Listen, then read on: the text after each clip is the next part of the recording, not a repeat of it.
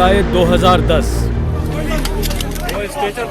निजी airline air blue का जहाज एयरबस A321 इस्लामाबाद के करीब मार्गला की पहाड़ियों में गिरकर तबाह हुआ। फ्लाइट में अमले के 6 अफराद समेत तमाम 152 अफराद जाँ बहक हुए।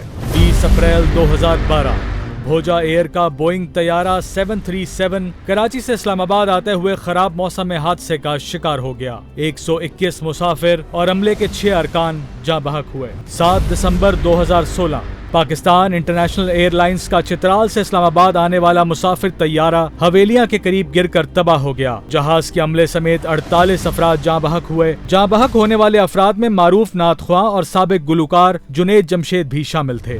10 जुलाई 2006 PIA का फोकर तैयारा F27 मुल्तान के करीब खेतों में गिरकर तबाह हो गया। लाहौर जाने वाली इस फ्लाइट में अमले के 4 अरकान के अलावा 41 मुसाफिर जाँ बहक हुए।